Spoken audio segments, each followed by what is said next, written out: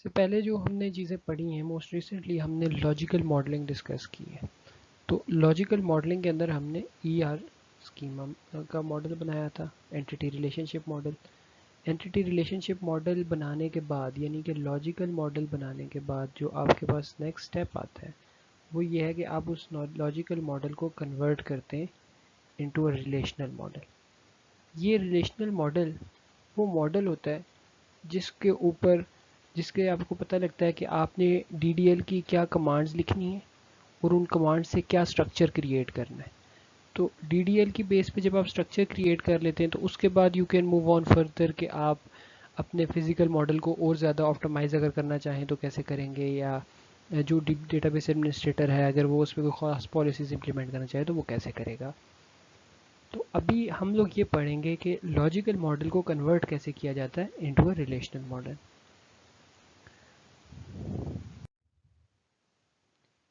ये हमारे पास एक स्कीमा है जिसको हमने डिस्कस किया था कि हमने रिक्वायरमेंट्स से एंटिटीज़, रिलेशनशिप्स और उनके सारे जो एट्रीब्यूट्स थे उनको आइडेंटिफाई किया था। अब हम इस लॉजिकल मॉडल को कन्वर्ट करेंगे, जो एंटिटी रिलेशनशिप डायग्राम है इसको कन्वर्ट करेंगे इनटू अ रिलेशनल मॉडल।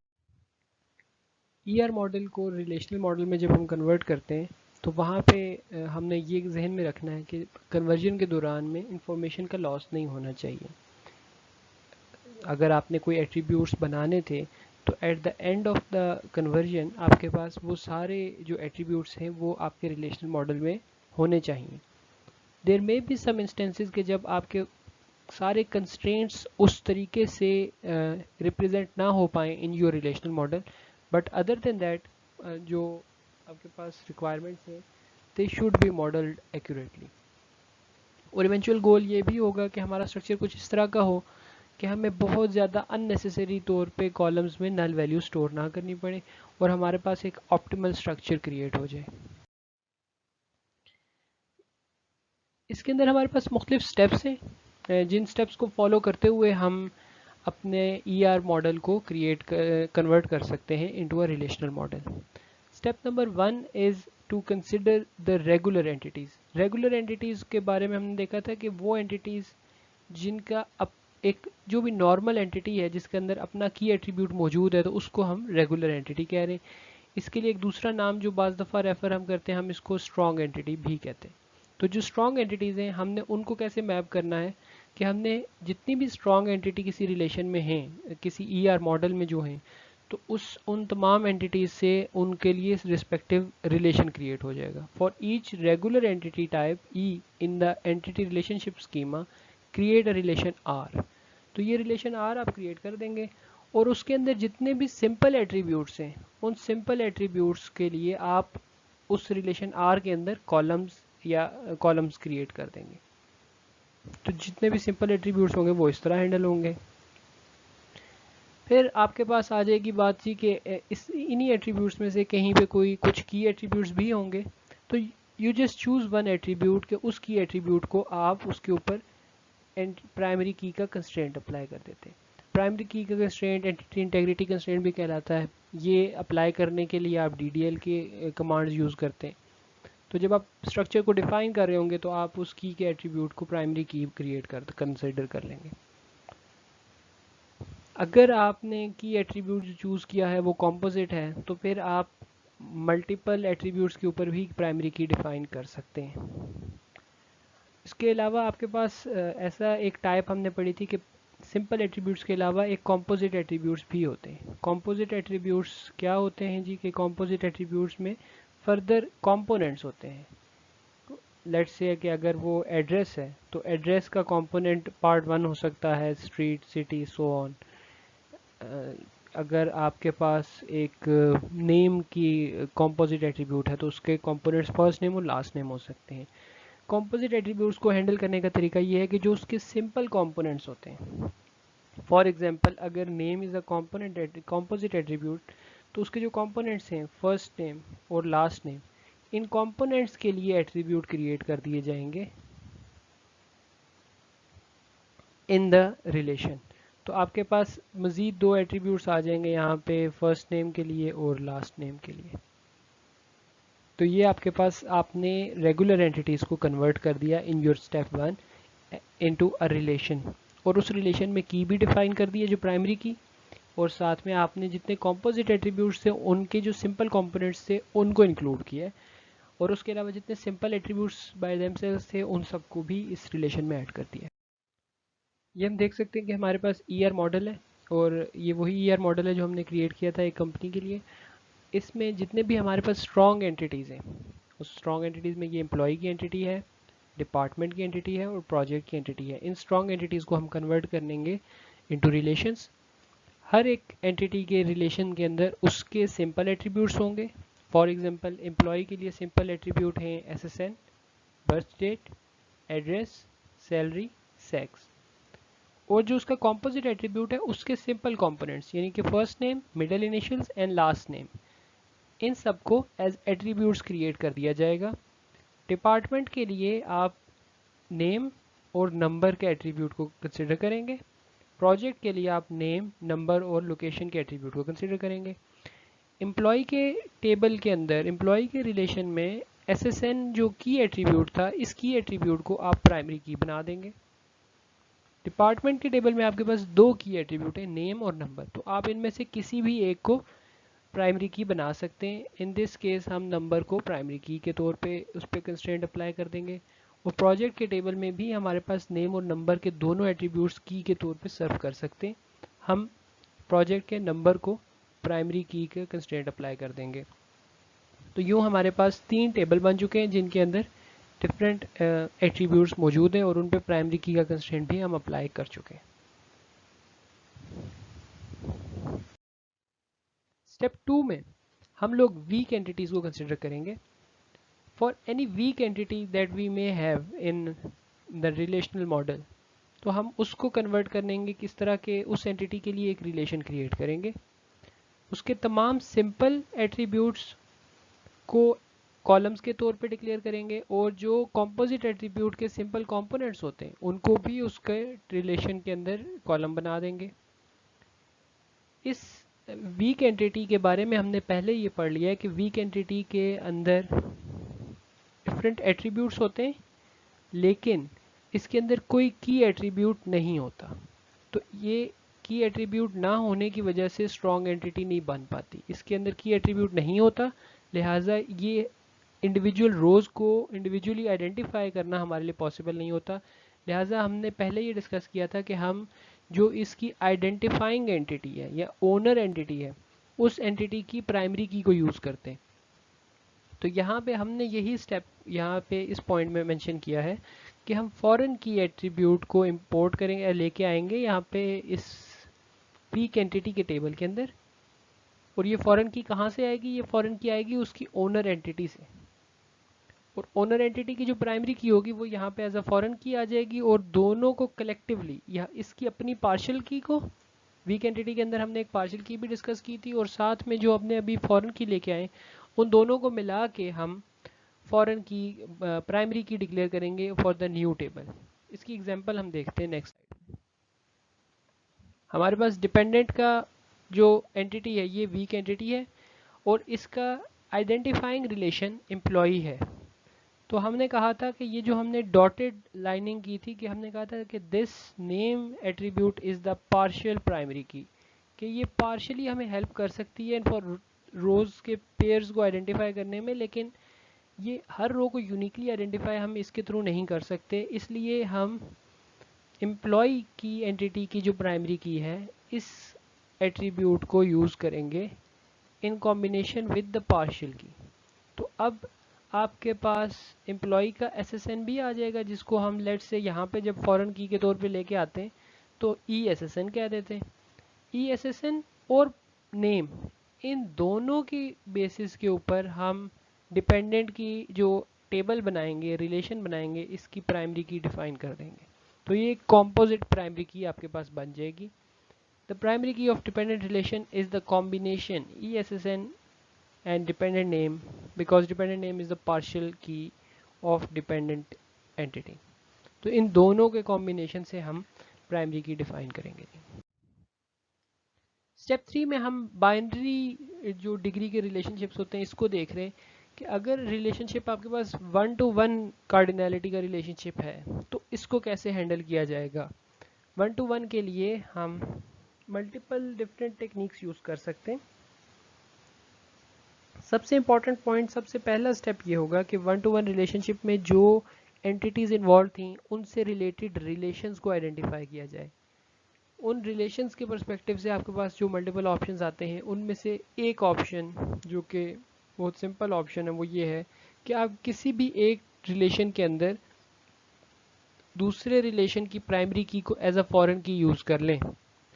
इसका एक सिंपल से एग्जांपल हमारे पास थी कि हमारे पास एक 1-to-1 रिलेशन था कि एम्प्लॉय मैनेज करता है किसी डिपार्टमेंट को, तो हम डिपार्टमेंट के रिलेशन में एम्प्लॉय की जो प्राइमरी की है वो एज अ फॉरेन की ले आए और उसको हमने नाम दे दिया है मैनेजर का एसएसएन। सो ये एक्चुअली मैनेजर का एसएसएन एम्प्लॉय के जो टेबल हमने बनाया है उसके अंदर प्राइमरी की था एज एसएसएन। इस एसएसएन की प्राइमरी की को हमने यहाँ पे as a foreign key refer कर लिया और यहाँ पे आके ये एज अ फॉरेन की सर्व कर रहा है और इसको हमने रीनेम करके नाम दे दिया जी कि मैनेजर एसएसएन है। और जितने भी इस रिलेशनशिप के अंदर जो मैनेजर्स का रिलेशनशिप के जो एट्रीब्यूट्स थे, एट्रीब्यूट्स और रिलेशनशिप जो हमने पढ़े हुए वो भी इसी टेबल के अंदर आ जाएंगे, जो कि यहाँ पे आ गया मैनेजर स्टार्ट डेट, कि ये मैनेजर ने किस डेट से काम स्टार्ट किया था। ये इन्फॉर्मेशन भी हम रिकॉर्ड में रखना चाह रहे थे, तो ये हमने इस तरीके से सेव कर ली है।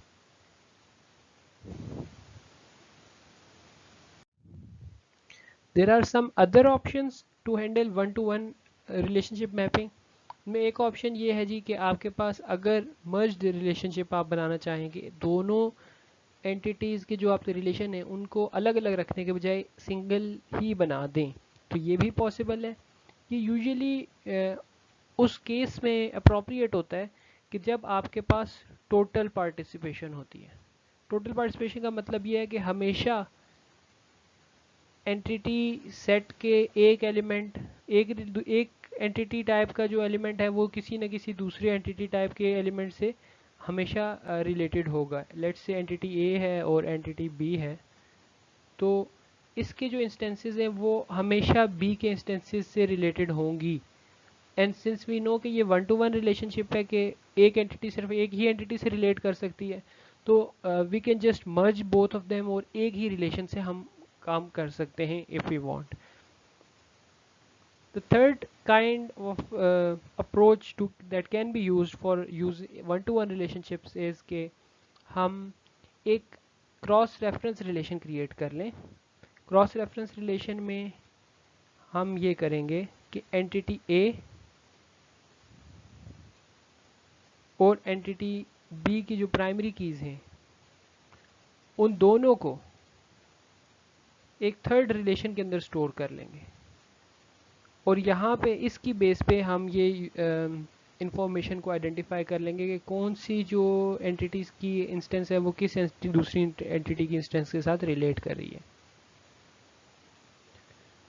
तो this is the third approach जिसको हम कहते हैं कि क्रॉस रेफरेंस रिलेशन या for by mapping 1-to-1 relationships. Step 4 के अंदर हम देखते हैं जी कि ये 1-to-many को टैकल करने के लिए यूज़ होता है जी। 1-to-many के अंदर आपके पास 1-to-many जो रिलेशनशिप होता है इसमें एक साइड 1 वाली होती है और एक साइड मैनी वाली होती है। कि इसकी हमने जो एक एग्जांपल पढ़ी थी कि एक डिपार्टमेंट में मल्टीपल एम्प्लॉयज़ हो सकते हैं, तो वो 1-to-many आपका रिलेशनशिप टाइप बनता है। तो इन सच ए केस हम क्या करेंगे कि हम मैनी वाली साइड आइडेंटिफाई करेंगे, which in our case let's say employee और डिपार्टमेंट के केस में employee is the many side, क्योंकि एक डिपार्टमेंट में मल्टीपल एम्प्लॉयज़ हो सकते हैं।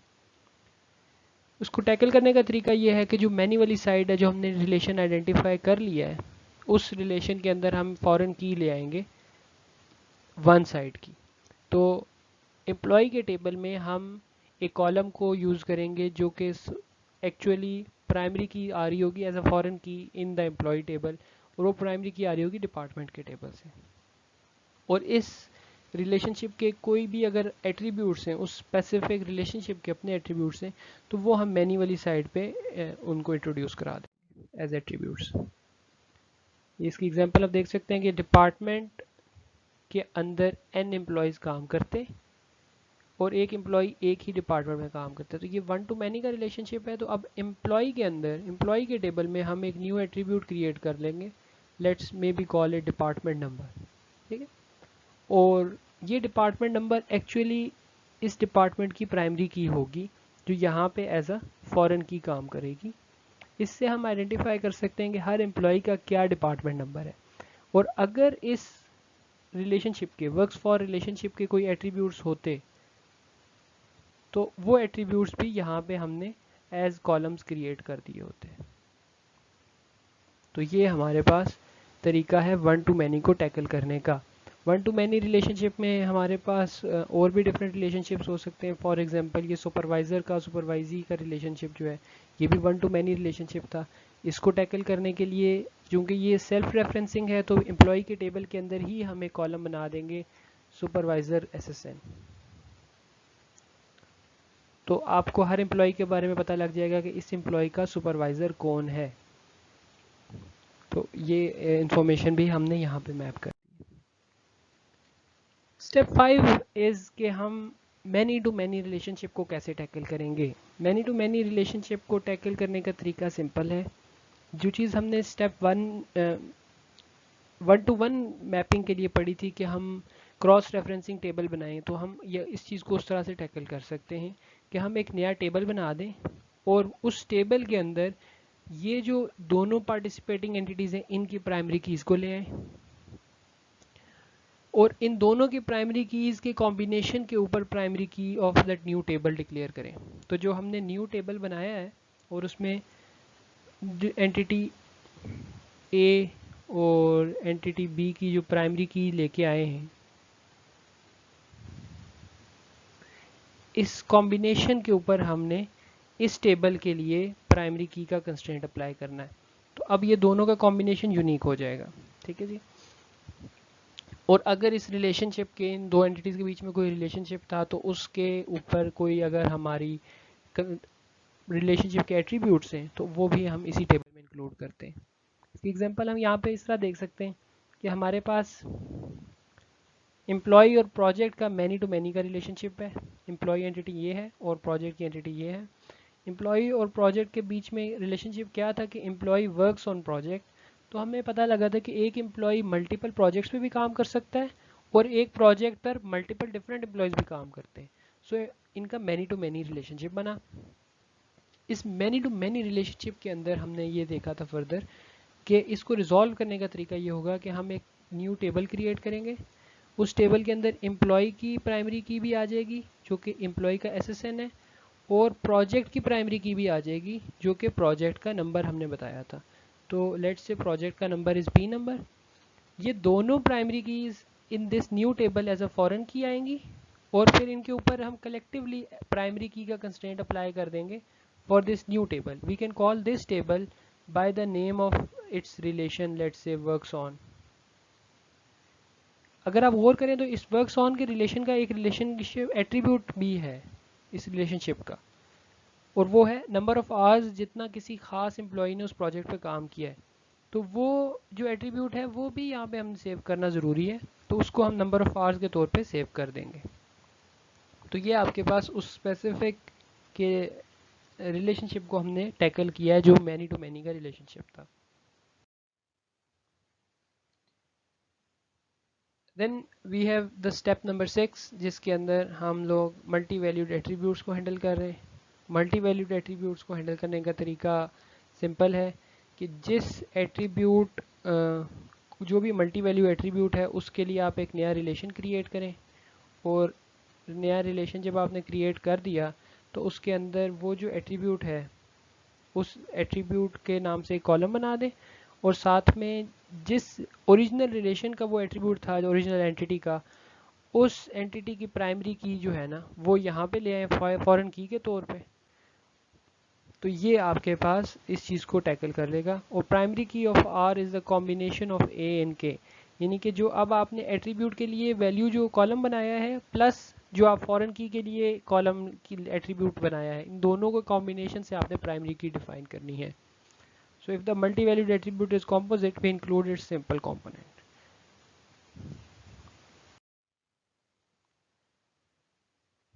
अच्छा, ये हमारे पास यहाँ पे एट्रीब्यूट आ गया, मल्टी वैल्यूड एट्रीब्यूट है डिपार्टमेंट के टेबल के अंदर लोकेशंस का।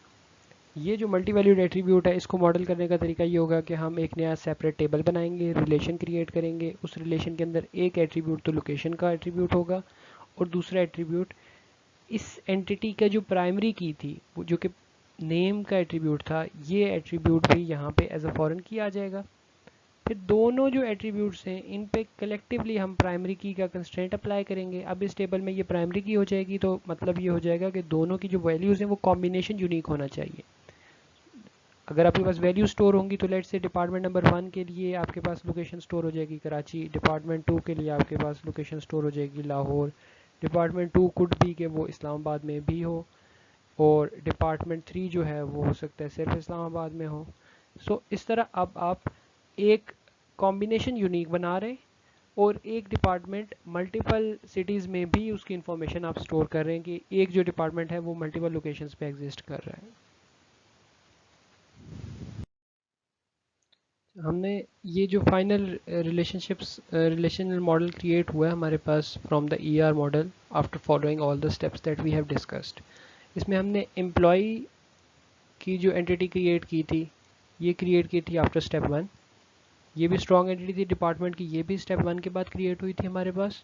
और प्रोजेक्ट की एंटिटी भी स्ट्रॉन्ग एंटिटी थी, ये आफ्टर स्टेप 1 क्रिएट हुई है। डिपेंडेंट की एंटिटी वीक एंटिटी थी जो हमने स्टेप 2 में क्रिएट की थी, और इसमें ESSN की जो प्राइमरी की डिक्लेयर हुई है, ESSN और डिपेंडेंट नेम दोनों पे हुई है।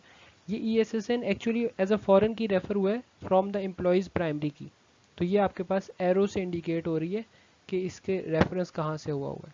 ठीक है, फिर आपके पास स्टेप नंबर 3 में हमने कहा था 1 to 1 जो रिलेशनशिप्स हैं हमने उनको टैकल करना है। तो 1 to 1 को रिलेशनशिप को टैकल आपने किया था। 1 to 1 रिलेशनशिप आपके पास था एम्प्लॉय और मैनेजर का, कि एम्प्लॉय और डिपार्टमेंट के बीच में, कि manages employ manages one department. उसका तरीका ये था कि डिपार्टमेंट के अंदर हमने फॉरेन की इंट्रोड्यूस कर दी थी मैनेजर की, तो ये एम्प्लॉय की प्राइमरी की को आप फॉरेन की के तौर पे ले आए थे डिपार्टमेंट के अंदर, तो ये आपने स्टेप नंबर 3 के अंदर किया था। और इस रिलेशनशिप का एक एट्रीब्यूट था मैनेजर स्टार्ट डेट, वो भी आप इसी टेबल में ले आए थे, तो ये आपने स्टेप नंबर 3 में किया। स्टेप नंबर 4 में आपने कहा कि एम्प्लॉय जो 1 to many के रिलेशनशिप्स हैं हमने उनको टैकल करना है। टैकल करने का तरीका ये होगा कि एक जो मैनी वाली साइड है वहाँ पे आप एक एट्रीब्यूट डिक्लेयर करेंगे और वो फॉरेन की होगी वन साइड की। हमारे पास एक रिलेशनशिप था एम्प्लॉय, एक डिपार्टमेंट में मल्टीपल एम्प्लॉयज़ हो सकते हैं, तो हमने एम्प्लॉय के टेबल के अंदर डिपार्टमेंट की प्राइमरी की के लिए एक एट्रीब्यूट बनाया है और इसको फॉरेन की के तौर पे रेफरेंस कर दिया है टुवर्ड्स द प्राइमरी की ऑफ द डिपार्टमेंट टेबल। ये हमारे पास स्टेप नंबर 4 में हुआ है।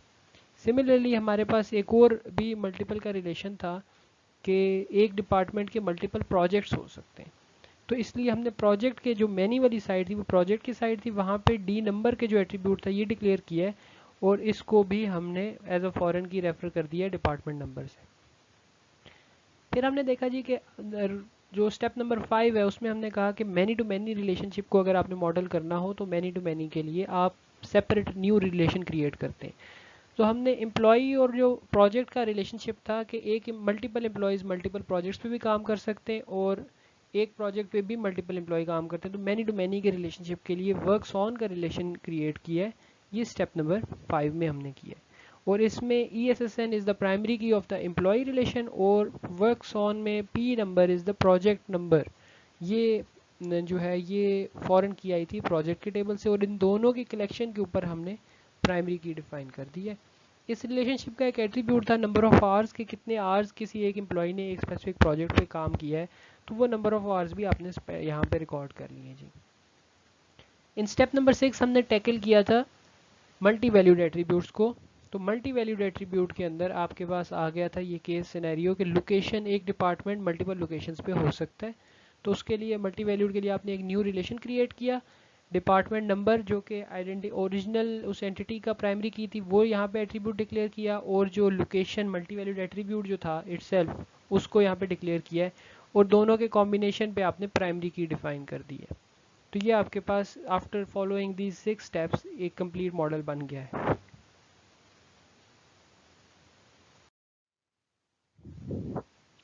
स्टेप एक एडिशनल स्टेप नंबर 7 है जी कि अगर आपके पास हायर डिग्री रिलेशन हो तो उसको हम कैसे टैकल करेंगे? हायर डिग्री रिलेशन का मतलब ये होता है कि एक रिलेशनशिप के अंदर मल्टीपल एंटिटीज़ इन्वॉल्व हैं। तो मल्टीपल एंटिटीज़ में आपके पास यहाँ पे each n relationship is greater than 2, n is greater than 2, ठीक है। जब n 2 होता है तो that is a binary relationship. We create a new relationship s to represent r। जितने भी एंटिटीज़ इन्वॉल्व होती हैं उन सब के प्राइमरी कीज़ को फॉरेन की के तौर पे लेके आया जाता है, और जो भी उसके सिंपल एट्रीब्यूट्स होते हैं उस रिलेशनशिप के, उन सब को भी उस टेबल के एट्रीब्यूट के तौर पे रजिस्टर कर दिया जाता है।